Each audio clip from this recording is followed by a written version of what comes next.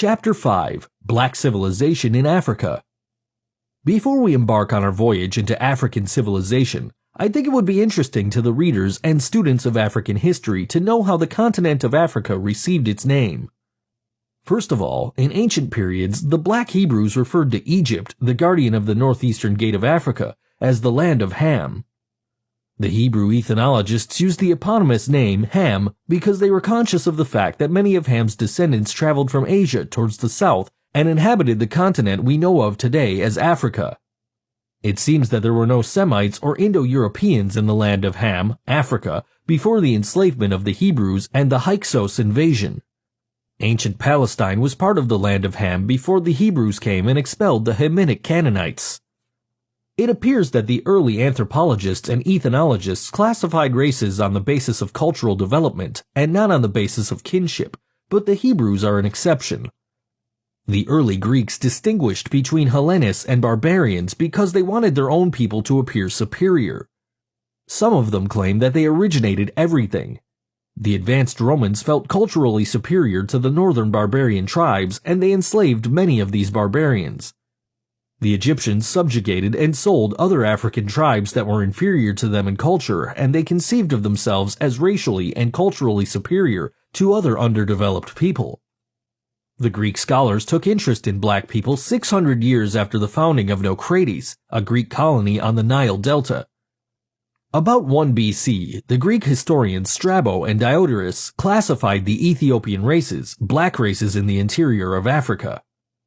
The Greeks received slaves from the Upper Nile and west of the Nile adjacent to the Ethiopian kingdom. Herbert Wendt quotes Aristotle, who says that the Pygmies came from the Upper Nile, which is Ethiopia.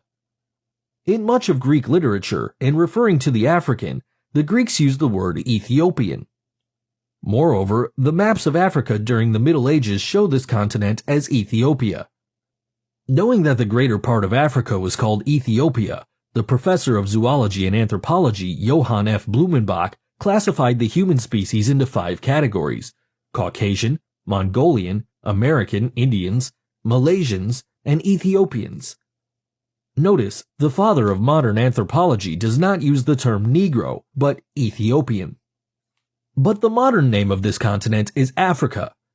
It is derived from the descendants of Abraham and Keturah. These descendants are Ophren, or Aphor, and Japhran. The black Jewish historian Flavius Josephus wrote the following: Ophren, the grandson of Abraham through Keturah, led a military expedition against Libya and captured it. When his grandchildren colonized that place, they called it, from his name, Africa. In the Latin language, the word for Africa is Aphor, which is similar to Ophren, or Aphor. The F in the word Aphor and the PH in Aphor are interchangeable in many languages. In North Africa, the Romans won a military victory, the period of the Third Punic War. Ostensibly, the Romans borrowed the word Aphor from the ancient Libyans, who called their country Aphor. The continent of Africa is a gigantic mass of land. Its land surface is almost 4 times larger than the United States. How and where did Africa receive its black population? Did it come from the south, the east, the north, the west, across the mighty oceans, or did this population originate in the interior of the continent through a gradual process of evolution? Herbert Wendt and Basil Davidson say that it presumably came from the Mesopotamia, Babylonia. The history of the ancient black Jews indicates that the early patriarchs of the African people migrated from Babylonia, but there is a proclivity among many scholars to bypass Jewish sources because of prejudice and to look elsewhere for the solution in the mythologies of the nations. Much truth has become lost in the worship of many gods and in the deification of many kings. Can we put any credence in Jewish records that record the ethnology and migrations of ancestors of the Africans? I think so, because Abraham came from the district of Babylon, which was the cradle of civilization. Abraham had the oral traditions transmitted from Noah and Shem.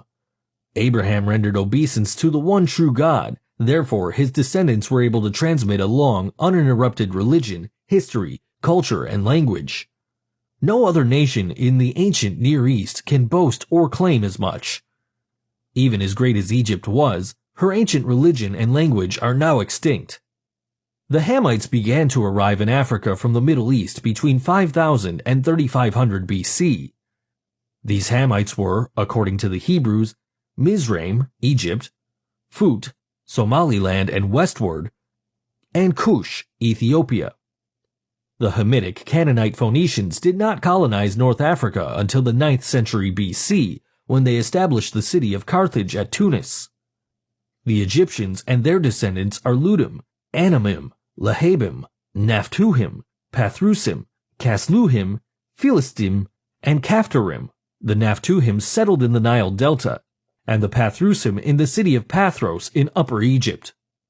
Anamim and Casluhim also settled in various sections of Egypt. But the Lahabim and Ludim occupied the territory west of Egypt, now called Libya, and on westward. Caphtorim occupied the land of Crete in the Mediterranean Sea, and Philistim eventually inhabited the lower coast of Palestine. When the Israelites under Joshua ben Nun invaded the land of Canaan, many of the Hamitic Canaanite tribes migrated to North Africa.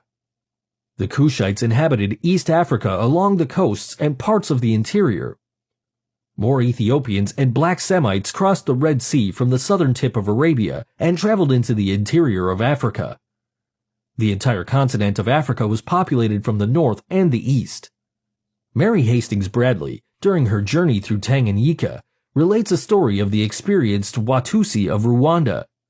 She says they have an exact theology, the account of the creation of the world, and a tradition that they have come down from the north. Also, Herman Norden writes about the people of Uganda having a legend of crossing the Nile centuries ago. Uganda is south of the Nile and east of the Congo. The third son of Ham is Phut, sometimes written Put. The descendants of Put have been found in the entire area below the Sahara Desert. They use the names Futa, Fowl, Fulas, Powell, Paulbi, and Fulbi. These tribes have disseminated themselves across Africa from Somaliland to Senegal. Professor Godby says that they have prefixed their name to almost every district of any extent which they have ever occupied. They have Futa Toro near Senegal, Futa Jalone and Futa Bandu to the north of Sierra Leone. There is also Futa Kasson, Futa Zora, Futa Furlo, and Futa Dugu. Egypt, the land of the Nile. The most extraordinary civilization in ancient times at the western extremity of the Fertile Crescent was that of Egypt. What conditions contributed to Egypt's greatness?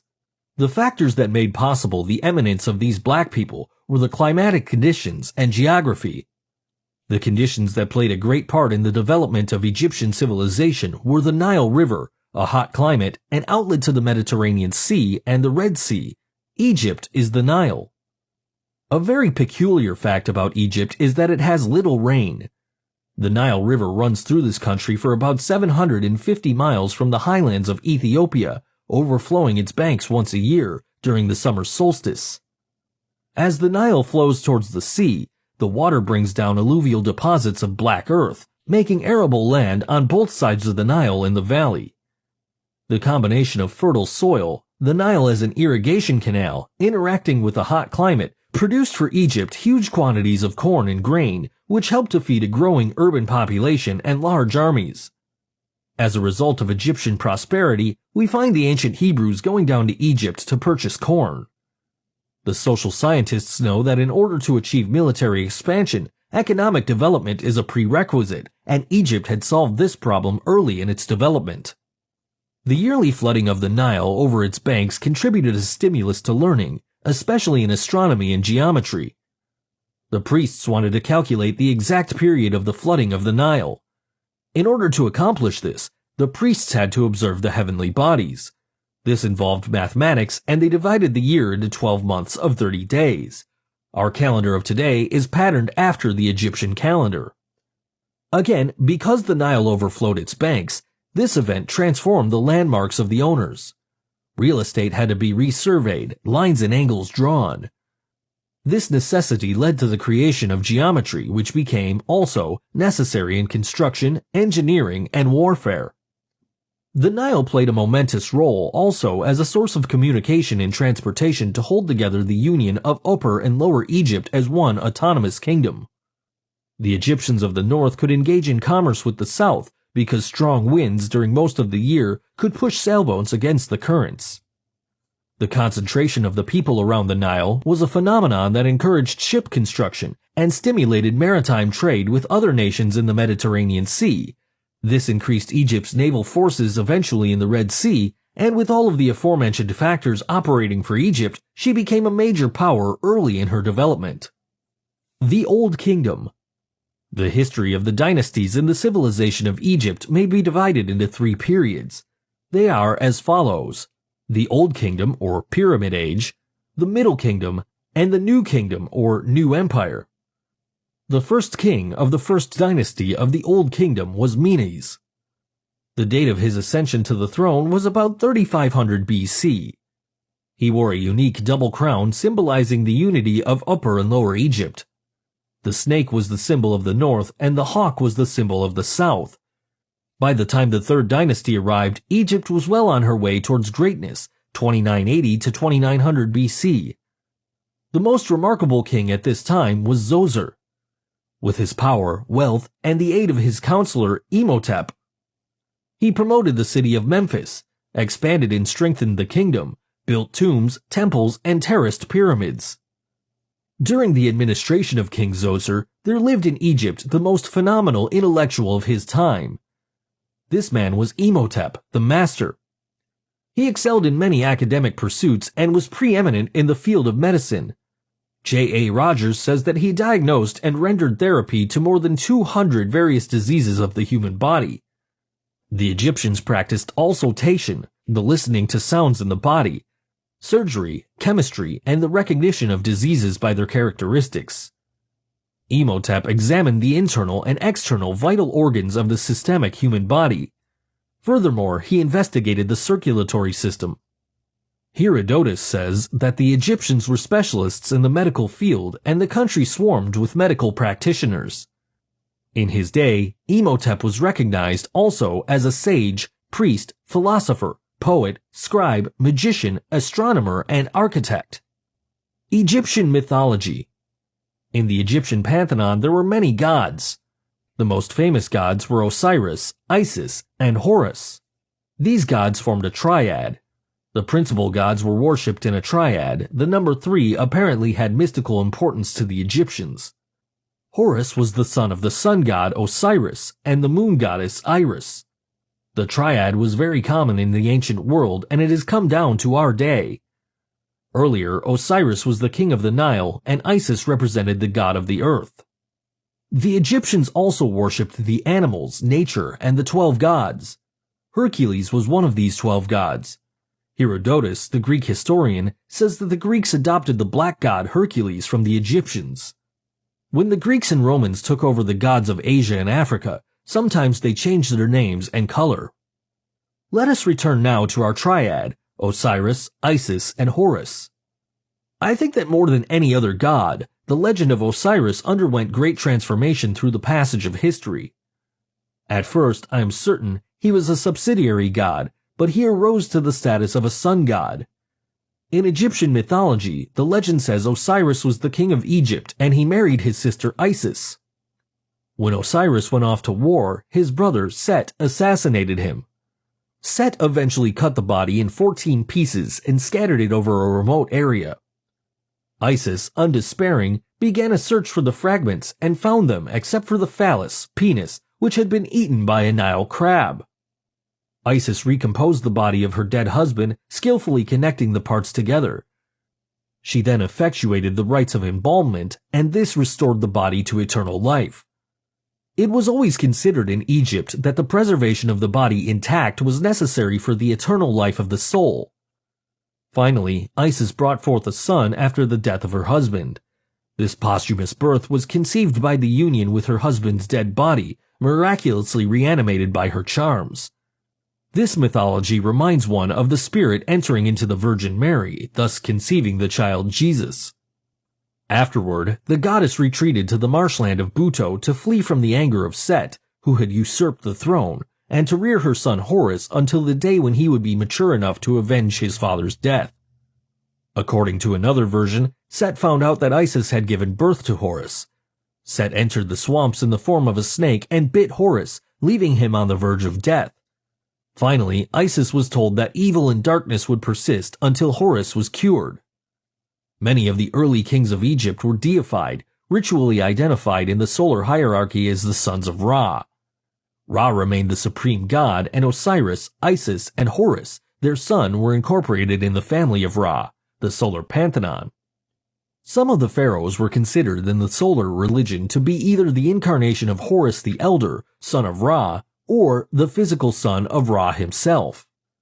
The connection of both Osiris and Isis with fertility cults was constantly emphasized from the Empire Age onward, and this continued their gradual entry into the realm of the living. Osiris became the leader of this world and the underworld, and his name, in the hieroglyph, from the 20th dynasty onward, was the solar disk rather than the eye. The stories and legends of ancient Egyptian mythology are voluminous and interesting.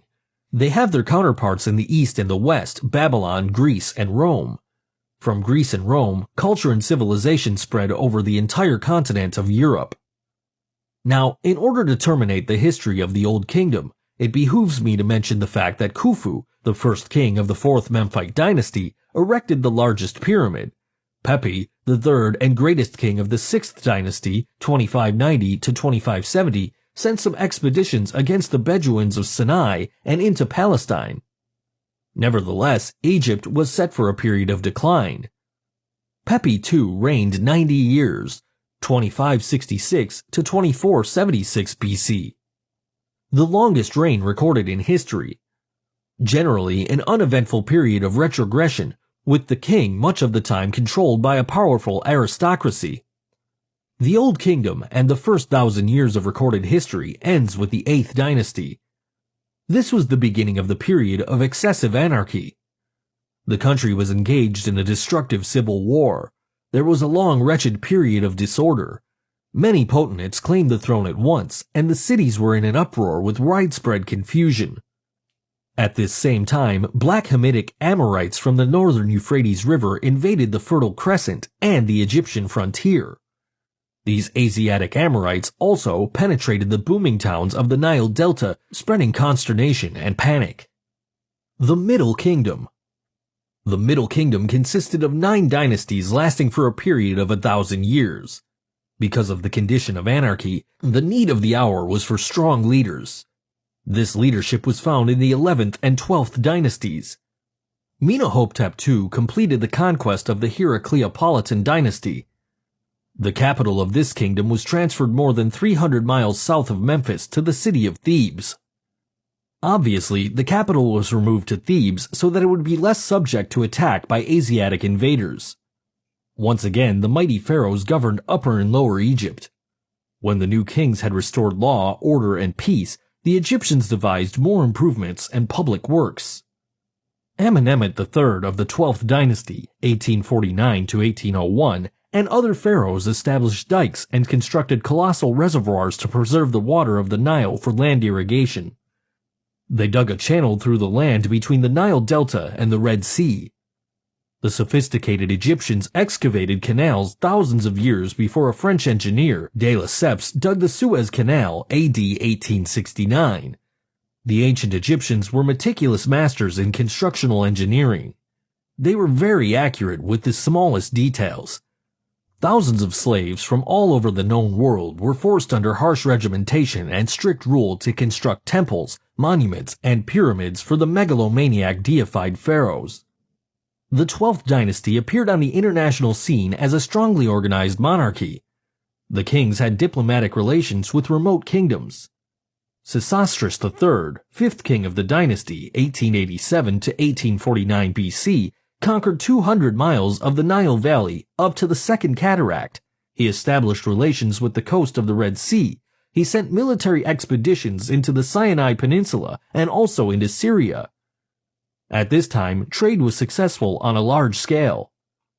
During this Middle Kingdom, Egyptian civilization made its first profound influence on other parts of Africa, such as Nubia, Wawat, Kush, etc. About the time of the reign of Amenemhet IV, 1801 to 1792 BC, and the early stages of the 13th dynasty, Egypt went through a long period of confusion and invasion. The Egyptians were so tremendously disunited that they neglected the defense of the kingdom. It collapsed easily, about 1788 BC, before a wave of invaders known as Hyksos, or Shepherd Kings. These Hyksos dominated Egypt for about 200 years. This period is known to the Egyptians as the Great Humiliation. Now, after long, exhaustive investigation, it appears that the Hyksos were descendants of the ancient Horites or Hurrians. A.T. Olmsted confesses that there is much obscurity about their race. We may at least assert that they were West Semites and that their chief center of power was North Syria. I do not agree with Olmsted when he says that they were Semites, however. Much evidence indicates that they are Japhites, Indo-Iranians, or Indo-Europeans, descendants of what we call today the white race. But I agree with Olmsted when he says the center of their power was in North Syria. The Hurrians came from the southern parts of the Caucasus Mountains and established their new capital at Mitanni in Syria and Assyria. These Hurrians began to push their way into the black world of the Middle East about 1800 BC. Herbert Wendt writes the following. In ancient Sumerian epics, the land of Churum is mentioned south of the Caucasus, and in the Old Testament the Hurrians appear as the Chori or Horites. In 1720 BC or thereabouts, they conquered, under the name of Hyksos, the kingdom of Egypt, where they reigned as shepherd kings. When the Hurrians invaded the Middle East, they were a white or fair-skinned race. They were mixed with the indigenous black population and took up permanent residence among them. Everywhere they traveled, they established colonies. During the second millennium, the Hurrians invaded Egypt under the name Hyksos. They came with horses and chariots, which terrified the Egyptians.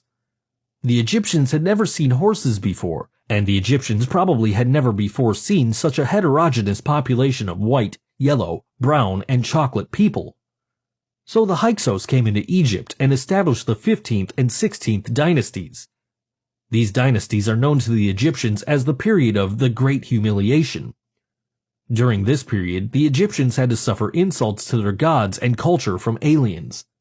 Many scholars think that the Hyksos were in power in Egypt when the ancient Hebrews came down to live and to purchase corn. This would mean that the Hebrews migrated to Egypt between 1788 and 1580.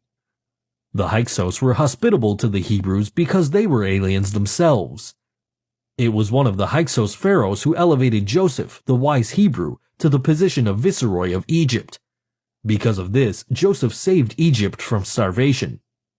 In the process of time, the Egyptians from the city of Thebes, Upper Egypt, waged wars of liberation against the Hyksos. The new powerful native Egyptian leader advocated an ardent nationalist policy to regain control of the government. As a result, the Hyksos were expelled from Egypt. The New Kingdom, or New Empire. Now there arose up a new king over Egypt, which knew not Joseph. And he said unto his people, Behold, the people of the children of Israel are more and mightier than we. Come on, let us deal wisely with them, lest they multiply, and it come to pass, when there falleth out any war, they join also unto our enemies, and fight against us, and so get them up out of the land. Much proof points to the fact that the new pharaoh who ascended the throne was Ahmose I, or Ames, the first king of the brilliant 18th dynasty, 1580 to 1557 BC.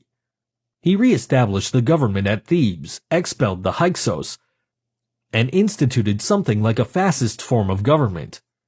This government was an autocratic nationalist regime, exercising regimentation of industry, rigid censorship, and forcible suppression of opposition.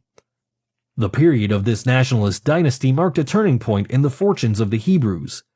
They were once well thought of by the overthrown Hyksos kings. Now they lost their favored status, and their previous contributions to the nation were ignored. Their freedom of movement was restricted, male genocide was decreed, and gradually the Hebrews were reduced to slavery. Therefore they did set over them taskmasters to afflict them with their burdens, and they built for Pharaoh treasure cities, Pithom and Ramses.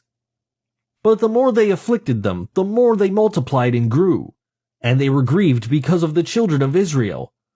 And they made their lives bitter with hard bondage in mortar and in brick, and in all manner of service in the field. All their service wherein made them serve was with rigor. And the king of Egypt spake to the Hebrew midwives, of which the name of one was Shiphrah, and the name of the other was Puah. And he said, When ye do the office of a midwife to the Hebrew women, and see them upon the stools, if it be a son, then ye shall kill him, but if it be a daughter, then she shall live. During the period that the Hebrews were slaves for Pharaoh, they built many of the megalithic structures. The Hebrews erected some pyramids. They dug a great many channels for the river. They built walls for the cities and ramparts. They constructed the halls at Karnak for Thutmose I. They built temple pylons, hypostyle halls, and an obelisk for Amenhotep III by the edict of Ramses II. They constructed at Thebes the temple of the Ramesseum with its colossal statues of himself, and they built the treasure cities of Pithom and Ramses. Naturally, the Hebrews were not the only slaves in Egypt. There were Ethiopian slaves, Nubians, Canaanites, Syrians, and people from the Aegean Islands, but the Hebrew slaves were in the majority. The New Kingdom or New Empire age consisted of the most remarkable and outstanding black personalities known, not only in Egypt, but in the entire civilized world. They were brilliant men possessed with gallantry and the capability to reorganize the civil and military administrations. After the Asiatic invaders had humiliated the Egyptians, the people rapidly forgot their phobias of horses and learned to use chariots. They manufactured sophisticated weapons out of iron. The generals organized horsemen and other soldiers into mighty expeditionary forces to conquer Syria, Mitanni, and the territory extending to the Fourth Cataract of the Nile. In the year 1501, the fourth king of the 18th dynasty enthroned himself. He was Thutmose III, known as the Hornet because he wore this insignia on his crown. Thutmose III was the son of Thutmose I and a concubine, Isis. His qualities of his face were pure ink black, a broad nose, and thick lips. He ruled jointly with his wife and half-sister, Queen Hatshepsut, ruled alone, 1481 to 1447 BC. Thutmose was one of the greatest Egyptian kings. He began his rule by deposing his father in a palace revolution, but with his queen was temporarily pushed aside by the revolution of Thutmose I, his father, and the second, his brother. Eventually, he regained control of the government, invaded Syria with a great army, 1479, defeated the king of Kadesh at Medigo. Thutmose III really lived up to his reputation as the Flying Hornet. He waged 17 military campaigns in Asia. His navy conquered the islands of the Aegean Sea and added them to his colossal empire. Ignaton or Amenhotep IV. Many years after the death of Thutmose III, a new king called Amenhotep IV became a religious innovator. He was not an excellent soldier or governor. He believed in one god, the sun god Aten, who dominated all living creatures. Because he was excessively preoccupied with religion, he neglected the kingdom. He ordered that the temples of the old Egyptian gods be closed, and he expelled the priesthood. Also, he changed his name from Amenhotep to Ikhneten, which means Aten is satisfied. He transferred his capital from Thebes to Tel El Amarna. When Ikhneten attempted to revolutionize the religion, this act divided the Egyptian aristocracy and weakened the government. Furthermore, Ikhneten was too busy to send military assistance to the Egyptian allies or to remote countries of the empire which were threatened by revolt or invasion. Foretelling of Moses. One of the kings of the 18th or 19th dynasties was informed by his astrologer or sacred scribe that a child would be born to the Hebrew nation. If he were permitted to live, he would bring the Egyptian kingdom to a low condition. The child was born. His name was Moses. He was reared in a miraculous way in Pharaoh's own palace by his daughter. The plot to destroy Moses in his infancy failed. The daughter of Pharaoh adopted Moses as her son. She came to her father and said, "I have brought up a child who is of a divine form and of generous mind, and as I have received him from the bounty of the river in a wonderful manner, I thought it proper to adopt him for my son and the heir of thy kingdom." When she put the child into Pharaoh's hand, he hugged the child and put his diadem upon his head. But Moses cast down the diadem to the ground, and in a childish mood, he twisted it around and stamped on it. The sacred scribe saw all of this. He was the same astrologer who foretold that Moses' birth would bring down the Egyptian kingdom. Because of this, the astrologer cried out in a terrifying manner, saying, "This, O king! This child is he of whom God foretold, that if we kill him we shall be in no danger. He himself affords an attestation to the prediction of the same thing, by this trampling upon thy government and treading upon thy diadem." The astrologer advocated to have Moses executed in order to free the Egyptians from fear and to deprive the Hebrews of hope and freedom. At this intense moment, the daughter of Pharaoh took the child quietly. Because the king loved his daughter, he was not disposed to hurt her. When events arrived at this juncture, the divine providence protected Moses, prevailing upon the king to spare him. Moses was educated, as Josephus says, and it is highly probable that he received the best education the ancient world could give. We must remember that Egypt possessed institutions of higher learning, and that Pharaoh's palace and temple was the chief center of the educated class. Moses was exposed to the best Egypt had to afford. Those who think Moses was just an ignorant religious leader are quite wrong.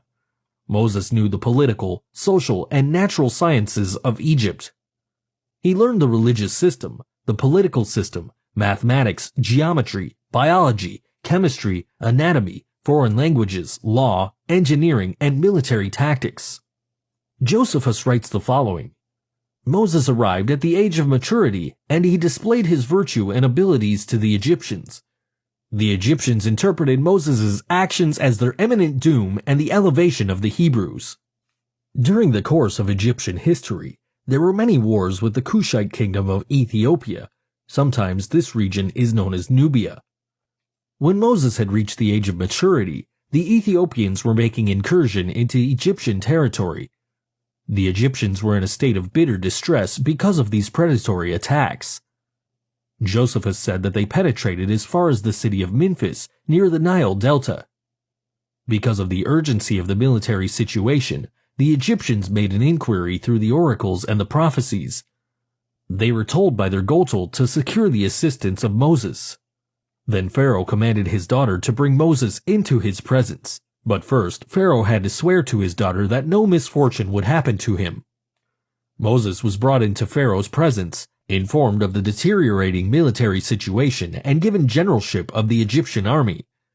The Egyptian priests gave only tacit approbation to his new assignment. They were skeptical of his loyalty and hoped that he would be killed in the ensuing battles. The Hebrews were greatly exuberant because of the promotion of Moses. They expected Moses to liberate them. Moses marshaled his army and marched southward. He did not follow the Nile, but took the inland route, cognizant of the fact that the Ethiopians would be most vigilant at the river. But the land route presented a severe danger. It was inhabited with deadly serpents, which this area produced in mass numbers. Legend says that these snakes fly in the air and descend on men unaware. For that reason, Moses devised an ingenious plan to combat these evil creatures. He filled baskets with an animal called ibes and transported them along with him. These ibes are very dangerous to the snake family. They fly after the snakes and consume them completely. When Moses approached the land of the serpents, he let loose the ibes and they destroyed the snakes. Then Moses came upon the Ethiopians secretly, vanquished them in battle, and demolished their cities. Those that escaped retreated to Saba, Sheba, their capital. Josephus says that Saba was a royal city of the Ethiopians, which Emperor Cambyses of Persia afterwards renamed Meroe after his sister. The capital of Ethiopia used to be located at Napata, the fourth cataract. Later, it was moved to Meroe. Moses found the city of Meroe well fortified. It was surrounded by a high wall, and there was a river around the wall that made it look like an island.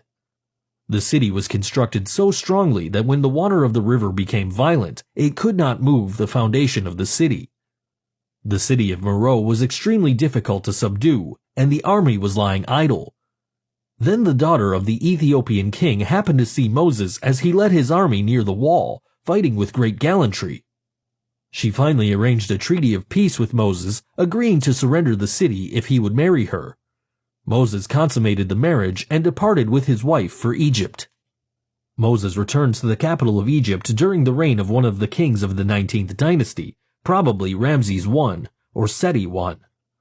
The Egyptians hated Moses even more when they found out that he was successful in battle. The Egyptians became suspicious of Moses because they thought he would incite a slave insurrection, so they conspired to assassinate him. When Moses learned of the conspiracy, he escaped to the land of Midian. Ramses II.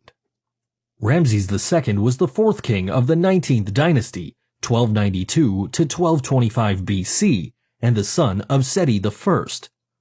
He was pure black, had thick lips and a broad nose like the people of the western Sudan today. He was a warlike pharaoh, industrious and energetic, ruling Egypt for 67 years. In the early years of his reign, he engaged in the most important campaign against the Hittites. At Kadesh near Syria, the battle was indecisive. Finally, he signed a permanent peace treaty with the king of the Hittites, married the king's daughter, and the remaining years of his life were relatively peaceful. Ramses II is also known for his national public works projects. Because these projects required the forced labor of thousands of Hebrew slaves, he is known as the Pharaoh of Oppression. He was a boastful, vainglorious, tyrannical personality who sought to astound humanity by covering the country with megalithic structures. The Ramses transferred the capital to the Nile Delta. The Black Jews constructed the treasure cities, Pithom and Ramses. Ramses developed the Nile Delta and had the slaves build Egypt's megaliths, the Khanate at Luxor and its gigantic pylon, in front of which he placed 6 colossal statues of himself. Each of these statues was almost 40 feet high. Ramses II erased his predecessors' names from the records and substituted his own. This Ramses also constructed the hypostyle hall at Karnak and the temple called the Rasmuseum near Thebes. During this period, Egypt enjoyed a high degree of prosperity, a great boom just before the recession. When Merneptah, the son of Ramses II, came to the throne, the entire empire was falling apart. Moses entered Egypt probably during the reign of Ramses II or Merneptah. He, Moses, was commissioned by the God of Israel to go down into Egypt and to tell Pharaoh to let his people go. Moses did not have any great difficulty entering the palace of Pharaoh. He had been reared in the king's palace and he knew Egyptian protocol. He decided to enter the palace at the time that Pharaoh was entertaining various ambassadors from foreign nations. After Egypt was weakened and terrified by the scourge of the 10 plagues, Pharaoh agreed to emancipate the Hebrew slaves. Beginning with the reign of Merneptah and the kings of the 20th dynasty, Egypt was in a state of decline.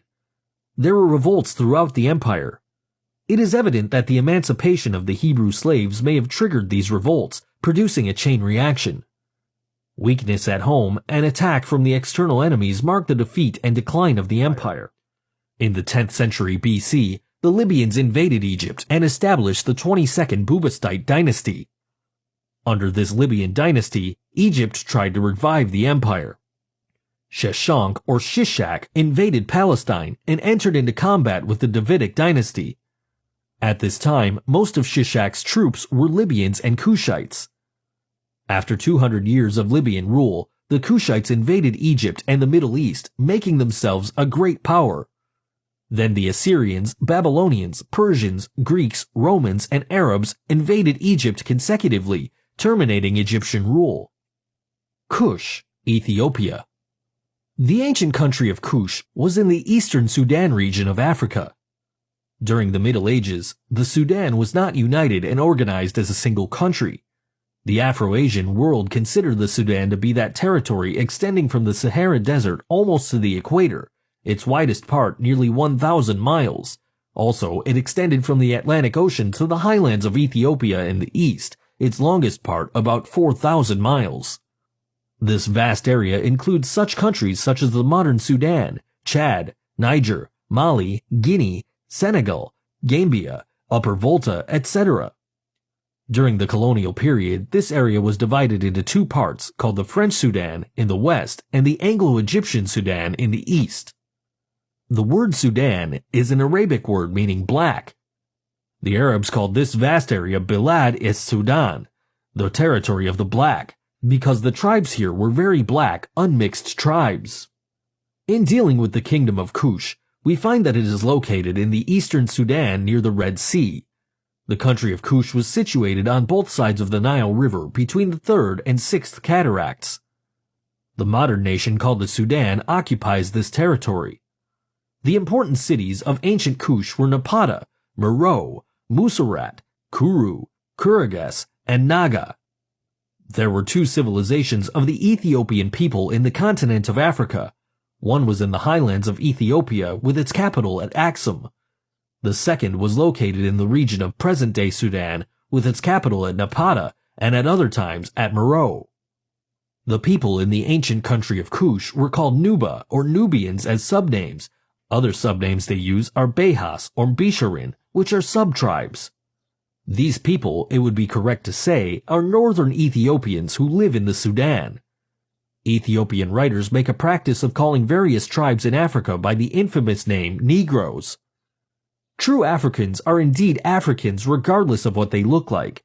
The Africans have their own tribal names and they do not need the European appellations of Negritans, Negroes, Negrilos, or Negroids.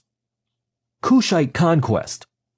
When the power of the Libyan kings of Egypt began to wane in the 8th century, the northern Ethiopian king, Pianki, marched from his capital of Napata and invaded Egypt. The Kushite kings of Napata and Meroe were subservient to the Egyptian crown for over 1,000 years. They paid tribute mostly in gold, ivory, slaves, cattle, and fighting men. At this time, the Ethiopians were brazen enough to challenge the world's greatest empire. Pekani's elite troops and his mighty naval forces attacked city after city until they reached Memphis. Hermopolis fell before him. Even the capital of Osirkon III at Heliopolis could not withstand his advances. The enemy capitulated at the capital, and the supremacy of Ethiopia was established in Egypt. Rogers says that Pekani sailed for his home in the south, his ships laden with silver, gold, copper, clothing, and everything of the Northlands, every product of Syria, and all the sweet woods of God's land. His Majesty sailed upstream with a glad heart. The shores on either side were jubilating, west and east singing, O mighty ruler Pekani, thou comest, having gained the dominion of the north. About 1712 BC, there arose another king, Ethiopian, over the city of Napata. This new king was called Shabaka, or Sabakan, the brother of Pekani. He established the 25th Ethiopian dynasty in Egypt. According to Manetho, he burned Bochoris alive, the alleged ruler of the 24th dynasty. During the long history of the Middle East, there have always been wars between the military powers north of the land of Israel by way of Syria and the military powers south of Israel, Egypt. Israel was the Betza Bain Hapatish V'Hasadan, the egg between the hammer and the anvil. In the time of Ahaz and Hezekiah, the kings of Judah, Assyria and Egypt were the great powers. Both of these powers had threatened the independence of the little state of Judah, but with the help of God she survived. The prophet Isaiah had told King Ahaz to stand still and do nothing. In other words, Isaiah meant do not make any alliances with Assyria or Egypt, but trust in the God of Israel. One of the most famous generals of Shabaka was Taharka, or Tirhaka, the son of Pianki. This Ethiopian general advanced against Sennacherib, king of Assyria, while the Assyrians were threatening the existence of Judah. Taharka captured Philistia in the year 688 BC, but was defeated at Eltica, west of Jerusalem, by the Assyrians. Also, Taharka was the third king in the 25th Egyptian dynasty, 715 to 663. At first, he defeated Esarhaddon, but 3 years later, in 671, he was expelled from the country of Memphis and never returned. Ethiopia, in this African state, became a great power, even though it was only for a period of 100 years. If Assyria had not emerged when she did, Ethiopia probably would have lasted another 100 years as a Western Mediterranean power. Because the Ethiopians were defeated by the Assyrians, we must not conclude that their existence and influence was stifled or choked out. Indeed, Rogers says that Nasitin, a later king of the Ethiopians, defeated the great Persian conqueror Cambyses in 525 BC. At this time, the Ethiopians continued to exercise a political and economic influence over the African tribes to the south and the west. In the same manner, culture and civilization spread from Egypt and Ethiopia to other parts of the continent of Africa. It seems that the Kushite civilization developed in two stages, first at the famous city of Napata and second at the industrial city of Meroe. The political power of Napata was predicated on the affluence of gold. Here is an excellent description of the abundance of gold in Ethiopia. Cambyses thrust his authority far up the Nile, past Thebes and the first cataract into Ethiopia. This exotic country aroused the curiosity of the Persians with its elephants and ivory and gold. They said that the prisoners in Ethiopia wore fetters of gold. Ethiopian domination on the Nile began to rise after the decline of the Libyan kings of Egypt during the 10th century. Kashta was one of the greatest kings of Napata. He began the conquest of Egypt, which his son Pikani continued. The city of Napata was located inside the river bend between the third and fourth cataracts. History is witness to the fact that the greatest civilizations developed alongside riverbanks, and so it was with the Ethiopian cities of Napata and Meroe. Meroe was a greater city than Napata. It was located between the 5th and 6th cataracts and between the Nile and the Atbara rivers. Meroe is a very ancient city. As you have read, Moses, the Hebrew, led an Egyptian army against it in about 1350 BC. Obviously, it was standing when Thutmose, 1540 to 1501, established his southern frontier in Ethiopian territory. This frontier was located past Napata almost to the 5th cataract. Between 595 and 550, the capital of Kush was transferred from Napata to Meroe. The primary motive for this transference was because of the Persian attacks against Ethiopia after 595 BC. Two other reasons probably contributed to the removal of the capital. 1. The city of Meroe was surrounded by grassland containing scattered trees. 2. There were large deposits of iron ore found in this area. The iron ore rendered a great impetus to the civilization of Kush and other African tribes. L. Rogers, F. Adams, and W. Brown, European writers, state that there is evidence that in the days when Europeans were still satisfied with rude stone tools, the Africans had invented the art of smelting iron. Excavators have even found the furnaces in which the iron ore was smelted, and they have found mountains of iron slag. Retention of the Kushite identity. Although the Egyptians dominated part of Ethiopia for over 1,000 years, the Ethiopians, to a great extent, maintained their own identity, ideas, and customs. The Kushites were never absorbed nationally into the Egyptian social structure. It has been postulated by some authorities that the pharaohs of the 25th Ethiopian dynasty accepted Egyptian gods. Nevertheless, these kings were interred into their tombs in a position that accorded with Ethiopian tradition, but not according to Egyptian customs. After the year 500 BC, there emerged a more distinctive Kushite culture, similar to a Kushite renaissance. The gods are the gods of Meroe, not Egypt. The stone ram, symbolic of the power of the god Amun, stood outside of the temple of Naga, a Kushite city. The Meroites employed the Egyptian hieroglyphic writing in their temple, but after 225 BC, they devised their own alphabet, even after Rome became a great power. They began to create fine pottery with their own original styles. Also, they constructed majestic temples and palaces of beautiful design. Many of the ruins of ancient Kush are still standing at Meroe, Musawarat, Naga, and near Napata. Basil Davidson says these sites are waiting for more archaeologists with time and money to be excavated. The Kushites built a powerful empire in Africa that extended far and wide. Their political and military sway extended to the Red Sea, to the Aksumite kingdom to the south. Evidence has been found that Ethiopian influence extended to the Lake of Chad and to the Uganda territory. There was even trade with Arabia, India, China, Egypt, Aksum, and the neighboring tribes. Kush was no playboy on the international stage, but was recognized and known among the greatest powers of the day. The Ethiopians fought successive wars with the Egyptians, Hebrews, Assyrians, Persians, and under the Aksumite kingdom, they fought the Arabians. Kush was a sophisticated power, and during her greatness, she became the mistress of the south. The greatness of Ethiopia is written in the annals of the ancient nations. She dispatched her ambassadors to the known nations of her day. Herodotus, the Greek historian, knew little about the Ethiopians. Furthermore, he did not visit this intriguing land. When Herodotus heard of this land, he called the people Aethiops. In the Greek language, this word means burnt face. He never called them by their national name, which is Cush. Finally, the civilization in the highlands of ancient Ethiopia at Axum began to rise. King Ezana of Axum marched down to the city of Meroe and attacked it, putting an end to its greatness. The causes of the wars between Meroe and Axum probably were trade competition and the influx of Nubians from the Sahara. The Black African Hebrews of Egypt and Ethiopia.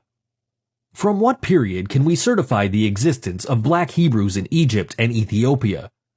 It is certain that Israelites were in Egypt and Ethiopia during the period of King Takalot of Egypt, 23rd Tanite dynasty, about 725 BC, and the prophet Isaiah of Jerusalem, because we read in Isaiah 11:11 that, "And it shall come to pass in that day that our Lord shall set his hand again the second time to recover the remnant of his people, which shall be left from Assyria and from Egypt and from Pathros, Upper Egypt, and from Cush, Ethiopia." In Isaiah 27:13, we get the understanding that the outcasts of Judah are in the land of Egypt. In 1918, the prophet is positive that 5 cities, with Jews and Egyptian converts, will accept the God of Israel and will speak the language of Canaan, Hebrew. About 70 years after Isaiah, the prophet Zephaniah 3:10 says, "From beyond the river of Ethiopia my suppliants, even the daughter of my dispersed, shall bring mine offering." Many authorities have agreed that Zephaniah was speaking concerning the Jews who were dispersed and who colonized the region in and around Ethiopia. Since the Hebrew prophets and historians, for example Josephus, knew that the Jews were in Egypt and Ethiopia, the next question is, what are some of the theories concerning their arrival in these countries? The theories are as follows. King Solomon married the daughter of the king of Egypt. Obviously, this marriage was for economical and political reasons. 1 Kings 11:1. Solomon wanted to maintain international peace, security, and commerce. It is probable that he arranged with Pharaoh, his father-in-law, to establish Jewish trade colonies on the Nile River. By the way, Solomon married the daughters of many kings to keep them under his economic and political control. In 1 Kings 9:26, we read that King Solomon made a navy of ships in Ezion Geber, which is beside Eloth, on the shore of the Red Sea in the land of Edom, and Hiram, the king of Tyre or Phoenicia, sent in the navy his servants, shipmen that had knowledge of the sea, with the servants of Solomon. And they came to Ophir, and fetched from thence gold, 420 talents, and brought it to King Solomon. Many scholars have postulated that the land of Ophir is on the east coast of Africa. This would be in Ethiopia territory. It would appear highly probable that Solomon would establish trade colonies along the east and west coasts of the Red Sea. Ancient Ethiopia had excessive gold deposits to satisfy Solomon's need. As has been mentioned previously, the Persian troops of Cambyses said, "The prisoners in Ethiopia wore fetters of gold." The Queen of Sheba visited Solomon. The fact that her visit occurs after the voyage of Solomon Hiram's navy to Ophir suggests that, in the mind of the writer, Ophir was associated with the territory of that rich Queen of Sheba. Apparently, when the navy of Solomon came to Ophir, the Queen of Sheba heard about the greatness of Solomon. Josephus, the Jewish historian, certified the fact that the Queen of Sheba was the Queen of Egypt and Ethiopia. This would mean that Jewish trade colonies were established in her territory. Josephus also says that the royal city of the Ethiopians was Saba, or Sheba. The two words are interchangeable. According to the Ethiopians and the black Jews of this country, the Queen of Sheba gave birth to a son of whom they say Solomon was the father. Moreover, they say that other black Jews accompanied the queen back to Ethiopia. The name of the child to whom she gave birth was Menelik. Years later, as the story is related, Menelik returned to Jerusalem for his education. On his return trip to Ethiopia, Solomon sent along with him some leading priests and officers. All of these events occurred during the 10th century BC. This was probably the first organized Jewish colony in Ethiopia. In this same century, Shishak, the king of Egypt, invaded Palestine, 1 Kings 14:25. Without a doubt, he must have transported many Jews to Egypt and Ethiopia because he took prisoners with him, and his army consisted of Libyans and Ethiopians. During the late part of the 8th or early part of the 7th century, the Ethiopian general Tirhaka invaded Palestine and captured more than a few towns. The prophet Isaiah certainly knew what he was talking about when he spoke of the Israelites exiles in Tirhaka's country at that time. Even the advance of the mighty Assyrian army would motivate many Israelites to take refuge in Egypt, Libya, and Ethiopia. Again, the incursions of the powerful army of King Nebuchadrezzar of Babylon in the years 698 to 675 into Palestine undoubtedly caused rapid and numerous migratory waves of Israelites to flee into North and East Africa. In Jeremiah 44:1, the prophet addresses the Jews in Egypt and the Jews that live in Pathros, which is in southern Egypt. Jeremiah tells the Jews in the 11th verse that they are not safe from Nebuchadrezzar. This warning would naturally influence many Jews to migrate deeper into Ethiopia and the Sahara Desert. By the time of the prophet Zephaniah, about 630 BC, Ethiopia and the adjacent lands of Uganda and Kenya were swarming with black Jews. Zephaniah says, 3:10, "From beyond the rivers of Ethiopia, my suppliants, even the daughter of my dispersed, shall bring mine offering." This verse is an indication that the Israelites would be multiplying and making converts along with the inhabitants beyond the rivers of Ethiopia. No doubt this prophet had communication with the Jews in this remote area. The rivers of Ethiopia connect with the Nile water system in the heart of Ethiopia. The Atbara River extends from the highlands of modern Ethiopia to the Nile. The Blue Nile extends from the direction of Addis Ababa in a northwestern direction toward the Nile. Near Uganda and the northern Congo is the Bahr el Ghazal River. It is 500 miles long in southwest Sudan, formed by the confluence of the Bahr el Arab and Jur rivers in northwest Upper Nile. It flows east to unite at Lake No with the Bahr el Jabal and form the White Nile. These areas are beyond the rivers of Ethiopia. Moreover, are there any records or oral traditions of the existence of Jewish tribes deeply beyond the rivers of Ethiopia? Joseph J. Williams cites a particular case. He says, "There can be little doubt that somewhere in the dim past, probably by way of Abyssinia, a wave of Hebraic culture penetrated to the Lake District of East Africa, if we may credit the following citations." Speaking of Uganda to the west of Lake Victoria and northeast of the Belgian Congo, it has an organized native government with a tradition of 33 kings and a legendary line that traces back to King David. It is a proud history. The legends tell of the Uganda people crossing the Nile, remember, beyond the rivers of Ethiopia, centuries upon centuries ago, and subduing all tribes whose country they traversed. They claim the highest native civilization in Africa. The above report is highly credible in all its details if we keep in mind what I have written pertaining to the Egyptian and Kushite Jews.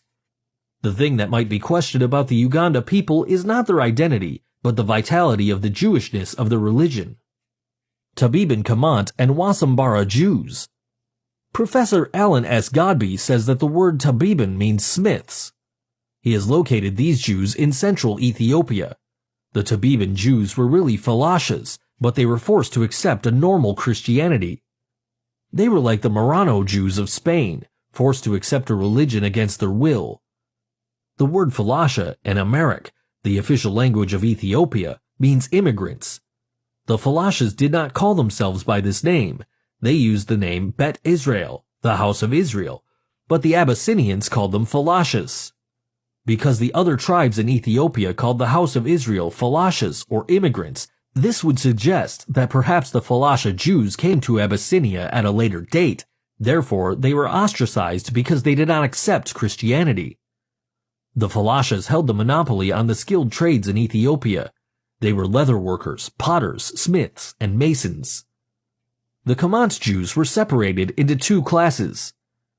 The Kaberti, honored, from these the priests are chosen, and the Yatani, small or insignificant people. By the way, these two classes were called by names that are similar to the Hebrew. The Kamant Jews esteem Moses highly and many other Old Testament personalities. They observe Yom Kippur and the feasts for the dead. Because they remain isolated from other Jews, Christians, and pagans, they learn very little from the external world. About 1,300 miles south of the territory of the Falashas live the Wasambara people. They are a variety of colors from light brown to black. In their land are found asylum institutions, cities of refuge. They are like the Levitical cities found in the Old Testament. Professor Godby says, taken with sacrifices, wherever Judaism is acknowledged, there must have been introduced by Yemenite or Himyaritic Jewish traders in very ancient times. Concerning the Wasambara people along the east coast of Africa opposite the island of Zanzibar, we know very little. But it is a known fact among scholars that Jewish merchants from Yemen traded along that coast. It is possible that Jewish colonies were established there at an early date. It is also a probability that Jewish tribes migrated from the north. I have shown previously that Jewish immigrants crossed the Red Sea into Ethiopia and that Jewish immigrants migrated from Egypt to Ethiopia. My conclusion is this. The nation of Ethiopia became a confluence or crossroad of a wave of Hebrew culture and settlements. Here in Ethiopia was the great center of the black Jews. They exchanged ideas, some settled down to stay, others departed to the west and south. Joseph L. Williams, quoting Walter Chisel Plowden, the British consul in Abyssinia, agrees with my conclusion. After the British consul reviewed the national records and traditions, he concluded, two things are certain, that at a far later period, 6 sovereigns of pure Jewish race and faith reigned at Gondar, and that to this day numerous Jews are found throughout Abyssinia.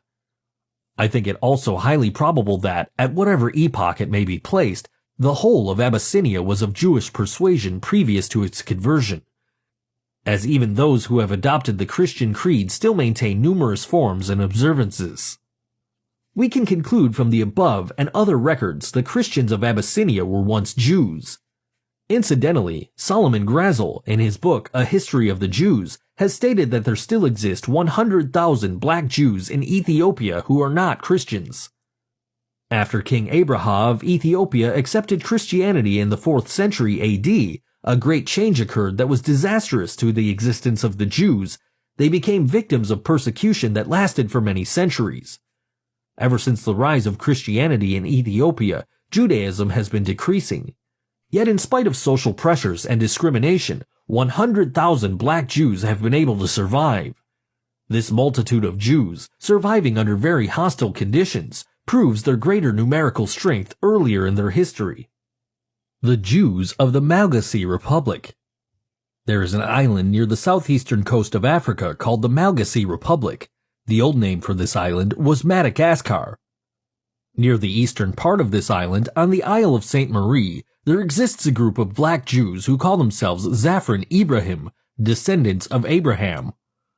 Professor Alan H. Godby says that the same alphabetic writing that was present in Palestine about 650 BC appeared at the same time in Malaysia. Moreover, he says, since the Hovas of Madagascar are members of the Malayan family who probably immigrated from Cambodia, this indicates the historical connection with the Jews of Madagascar. Like the Jews of Ethiopia, Uganda, and Wasambara, there are a multiplicity of Jewish cultural survivals, complexes, patterns, and traits found functioning among the Jews of Madagascar, such as the following: the day counted from sunset to sunset, many fast days, the eating of beef, the New Year festival, the making of a small fire on the first evening of the feast. They have rituals of the purification of the people.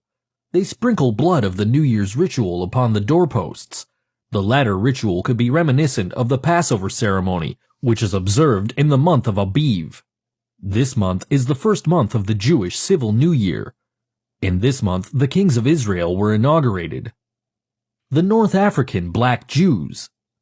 In the year 331 that Alexander the Great defeated the Persian Emperor Darius at the Battle of Gaugamela, incorrectly called Arbela, a new master emerged on the world stage and transformed the history and culture of these continents.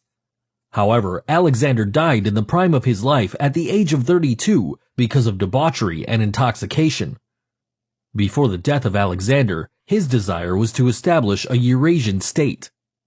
His scheme was to amalgamate the Greeks with the Asians. This was implemented by the widespread marriage of his troops with the colored women of the East. Most of his troops remained in the subjugated countries and became absorbed into the native population. After the death of Alexander, his vast empire was divided among his generals. Ptolemy received Egypt and Seleucus received Asia. As time elapsed, there was constant war between these two dynasties. By the year 198 BC, the descendants of General Seleucus had their capital in Syria, just north of Palestine. In this same year, the Seleucid dynasty in Syria compelled Egypt to give up Palestine, the land of the Jews. The king of Syria at this time was Antiochus III. When Antiochus IV usurped the throne in Syria, 175 to 163 BC, he entertained the thought of uniting Alexander's empire. This meant the conquest of Egypt. However, the province that bordered on Egypt was Palestine, which stood in his way. At this time, the Jews would not accept Greek culture. Nevertheless, Antiochus was determined to Hellenize the Jews. The army of Antiochus marched into Palestine to support Menelaus, the leader of the pro-Syrian party. As a result, many Jews were killed. Others escaped to the hills and to Egypt. Only those Jews that supported Antiochus's policies remained in Jerusalem. An edict was promulgated interdicting the observance of the holidays, the Sabbath, and circumcision. A statue of Jupiter was erected in the holy temple above the altar. To this statue, the people brought the sacrifices of pig meat, the animal which is an abomination to Jews. Because of this religious persecution, the legitimate high priest Onias III and many other Jews fled into African countries such as Egypt, Ethiopia, and Cyrenaica, Libya. Throughout the last 2,500 years, the main factors that have contributed to the social migration of the Jews were wars, religious persecution, and commerce. All these factors were operating and gave rise to the African Jewish population. In the year 65 BC, the Roman armies under General Pompey captured Jerusalem. In 70 AD, General Vespasian and his son Titus put an end to the Jewish state with great slaughter. During the period of the military governors of Palestine, many outrages and atrocities were committed against the residue of the people. During the period from Pompey to Julius, it has been estimated that over 1 million Jews fled into Africa, fleeing from Roman persecution and slavery. The slave markets were full of black Jewish slaves. And the Lord shall scatter thee among all people from one end of the earth even unto the other, and there thou shalt serve other gods, which neither thou nor thy fathers have known, even wood and stone. Deuteronomy 28:64. This prophecy, and all the residue of the prophecies contained in Deuteronomy 28:15 to 68, befell the black Jews after they disobeyed the laws of God. Many nations transported the Jews into slavery, and the sons of Israel transmigrated to every continent. The Jewish philosopher Philo, about 40 BC to 40 AD, who lived in Alexandria, Egypt, said that 1 million Jews resided in Libya and Egypt from the Catabathmos to the borders of Ethiopia. Professor A.H. Godby says that Philo leaves us doubtful about which boundaries of Ethiopia he meant. I think that Philo meant the western and southern boundaries of Ethiopia because the prophet Zephaniah mentioned, "From beyond the rivers of Ethiopia, the daughters of my dispersed." There was a period of over 600 years between Zephaniah and Philo, and considering the new waves of immigrants coming into Africa, they had 600 years to penetrate toward all the borders of Ethiopia. E. Schurer wrote that Hebrewism was detectable by its inscriptions from the Egyptian border westward across North Africa to Mauritania. A. H. Godby says Jerome, 340 to 420 AD, one of the 4 doctors of the church, wrote that the Jews were widespread from the western extremity of Mauritania to India. Now, ancient Mauritania included part of the territory on the Atlantic Ocean, Morocco, and part of modern Algeria. It is certain that the Jews had migrated all across North Africa by the 2nd century. Some scholars fixed the date earlier than this. The Greek historian and geographer Strabo, 63 BC to 24 AD, said, concerning the Jews of Cyrene, Libya, "Now these Jews already have gotten into all cities, and it is hard to find a place in the habitable earth that has not admitted this tribe of men and is not possessed by it. And it has come to pass that Egypt and Cyrene, as having the same governors, and a great many other nations imitate their way of living, maintain great bodies of these Jews in a peculiar manner, privileged status, and grow up to greater prosperity with them and make use of the same laws with that nation also. After the fall of the Carthaginian metropolis in North Africa, Roman power became dominant in the Barbary states.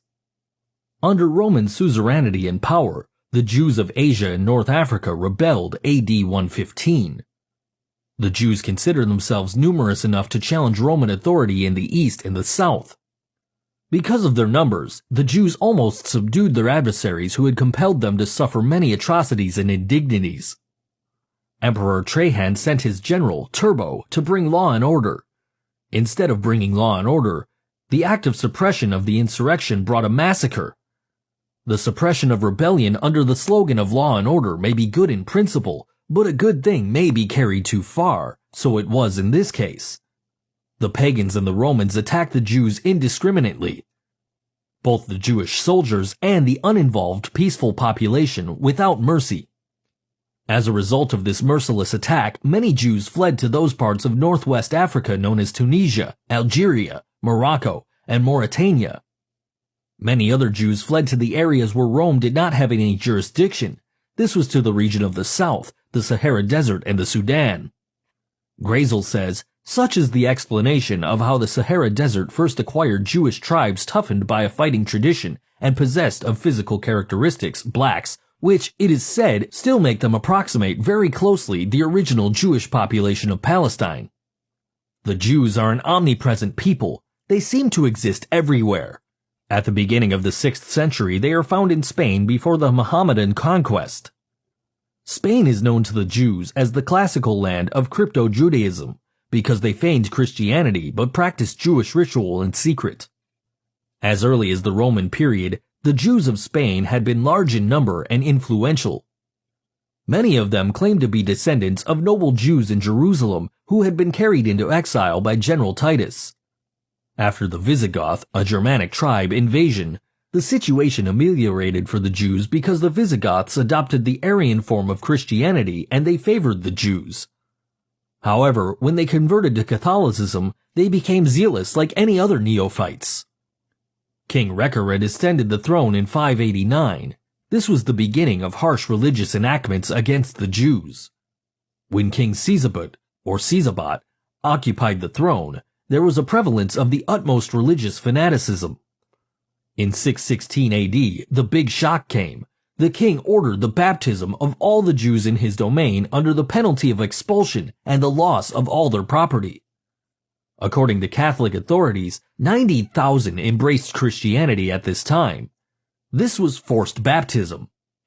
In the 7th century, the Jews were threatened with the penalty of slavery if they were found practicing Judaism. This cruel policy caused many Jews to flee the Mediterranean and the western coast of Africa.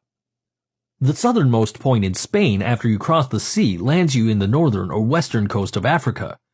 Throughout the Middle Ages, many European governments expelled their Jews. These black Jews migrated to neighboring countries, Turkey and Africa.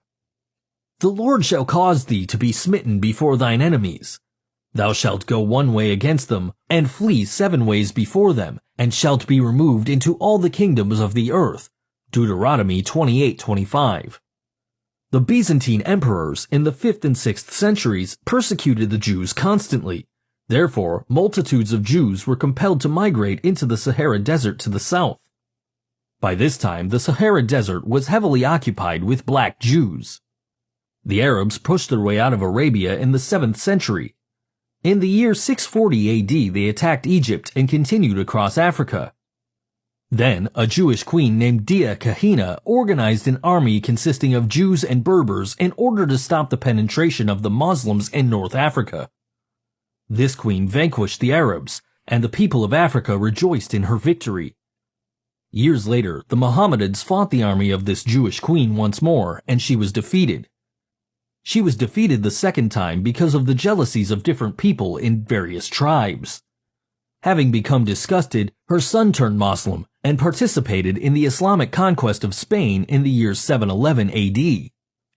The Black Jewish Empire of Ghana. The ancient Black Empire of Ghana was established in the western Sudan. During the colonial period, the Western Sudan was called French West Africa. The northern boundary of this region is the Sahara Desert. The western and southern border is Lake Chad. Some rivers of this region are the Senegal, the Gambia, the Volta, the Benue, the Logone, and last but not least is the famous Niger River. This river flows from the Guinea highlands northeast to the famous cities of Timbuktu and Gao. Then it makes a sharp turn and flows southeast towards the city of Benin in Nigeria. In ancient times, the Carthaginians from North Africa penetrated the Sahara Desert and the Western Sudan during the 2nd and 3rd centuries BC. When North and Eastern Africa had amassed over 1 million Jews, these Jews began a continuous migration to the region of the Niger River. According to the researchers of Nahum Slouch, this tradition of the Jewish traders in the Sahara stretches back to biblical times. Slouch continues, and it's not at all surprising to encounter in every part of the desert traces, and even survivals, of a primitive Judaism which at one time played an important role in the whole region of the Sahara from the Senegal to the very borders of Somaliland. As I mentioned earlier, this region that extends across the entire width of Africa below the Sahara Desert from Senegal to Somaliland is known as the Sudan or Black Africa. Between the 2nd and 3rd centuries, the black Jews of Arabia continued migrating across the Red Sea to Ethiopia. The largest exodus of the Jews occurred during the persecution by the Arabs led by Muhammad. He had said on his dying bed that he wanted Islam to be supreme throughout all of Arabia. There was a Jewish tribe called the Rechab, which crossed the Red Sea and migrated to the extreme point of the Western Sudan. At the same time that the Jews were migrating westward across the Sudan from Ethiopia, they also migrated southward from Libya, Tunisia, Algeria, and Morocco to the fertile region between the Senegal and Niger rivers. When the Jews from the north and the east met between those two rivers, they established a confluence or crossroad in West Africa, where men could exchange their culture, ideas, and merchandise. These Jewish migrations went on with great frequency about 300 AD, and they continued with the utmost regularity for 1,200 years. Joseph J. Williams points out the course of the Jewish migration from northeastern Africa. He writes that the Jews migrated up the Nile passing Memphis, Elephantine, Khartoum, and then they turned west at Kordofan in central Sudan. In the region of the West Nile, Williams thinks some Jews settled in the country of the Shilluk in the southern Sudan and Uganda. He continues by tracing the migration from Kordofan going west to Darfur, Lake Chad, Kano, and then to the countries of the Niger River. The original habitation of the Songhay people was Gunjia, Kukia, or Kuka. This place was situated in the Dendi country and known as Dendia, lying near the Niger River on the northwestern border of what is now the modern state of Nigeria. Many scholars think the Songhay people came from Egypt or Ethiopia because there exist many Egyptian culture complexes among them, for example, the preparation of the dead body for burial. Za el-Yemeni came to Kuka around 300 AD, an ancient abode of the Songhay tribe. He established a line of kings known as the Za, Ja, or Dia dynasty. This founder of the first Sudanic dynasty in Western Africa was a black Jew. His name is sometimes written Za el-Ayman. Joseph J. Williams says that a citizen of Timbuktu named Abderrahman S. Sadi wrote, 1652, in his book Tarika es Sudan, History of the Sudan, that Za el-Ayman was derived from Za min el-Yemen, which means he is come from Yemen. Za el-Yemeni came to the Niger County by way of Wargla in central Algeria. Wargla was a great trading center of the black Jews. Dr. Barth and Professor Godby say that Za, the founder of the first Jewish dynasty, established his capital letter at Gao on the eastern upper Niger River. The Arabs, Moors, and the Sudanic writers attribute to the ancient black African Hebrews the establishment of the first empires, the erection of the first public buildings in the country, the construction of the first canals and irrigation systems, and the institution of a social-economic regime which still survives in all Saharan communities. By what factors can we explain the emergence of black Hebrew hegemony and leadership over the indigenous tribes? The answer is simple. The Jews came into the Western Sudan from northern and eastern Africa as a result of a chain of commercial and persecutory migrations. The Jews had settled among the most civilized people throughout the ages. They adopted new methods from other people and left their material, educational, and moral imprint among the people with whom they resided. For many centuries, the Hebrews had to employ great physical and psychological initiative. They could not afford to be complacent or apathetic. They were hated, so apathy could mean cultural stagnation or death. The Jews imported into the western part of Africa a superior material, educational, and moral culture soon after 300 AD, and this cultural advancement was not duplicated or exceeded until the ascendancy of the Mohammedan leader Mansa Kankan Musa of Mali in 1312 AD. In the 3rd and 4th centuries AD, the Africans on the west coast did not possess the cultural superiority of the Africans on the north and east coasts. The black Jews had an advantage over the African tribes. They carried their culture, history, laws, and written records with them. This assured them a constant precedent for the development of a higher social organization. Because of the stability of the black Jewish culture, the Jews were not absorbed into the autochthonous population. In fact, the Jews absorbed some of the native tribes. The Jews made use of every opportunity. They were an industrious and skillful people. In the Jewish Ghanaian states were found kings, princes, governors, generals, secretaries, treasurers, revenue agents, judges, architects, engineers, doctors, historians, language interpreters, mathematicians, jewelers, sculptors, masons, carpenters, painters of art, goldsmiths, leather workers, potters, armorers, saddlers, blacksmiths, agriculturists, etc. The black Hebrew kings of Ghana had two titles. 1. Kayamega, Master of Gold, and 2. Ghana, War Chief. Professor Godby says that 22 Hebrew kings reigned in Ghana before the Hijra in 622 AD, and 44 had reigned by 790. Davidson makes mention of the Tariq el-Fatash, History of the Researcher, which says that Kumbai had been the capital of the vast country of the Kayamaga, while the Tariq es-Sudan states that Kayamaga had been the name of the first king of this country. It is apparent that all the kings of Ghana were called by the title Kayamaga, and concerning Kumbi, the ancient capital of Ghana, it was located in the southern part of the present country of Mali. During the Middle Ages, the name Ghana was not used to designate the country. The name of this country was Aokar, and Ghana was just the title of its kings. Having cognizance of this fact indicates the greatness and splendor of those kings, because after the decline of the Za dynasty, men began to call this country after the title of its kings, which is Ghana, and I shall do the same. In the 14th century, a Muslim writer named Ibn Battuta wrote about the women in one of the cities of Ghana. He found the women of Walata of surpassing beauty, and he should have known what he was talking about because he had traveled widely. Moreover, he found another fact astounding. The women were given more respect than the men, and the males did not express any resentment or jealousy. The people did not trace their descent from a paternal head, but from their maternal brother. An individual bequeathed his legacy to his sister's sons. The material foundation of the Ghanaian state was based on the affluence of gold and iron. The use of iron in Africa, especially Ghana, revolutionized the social and military systems. Al-Zuri stated that the Ghanaians fought many wars against their neighbors who did not use iron but fought with bars of ebony.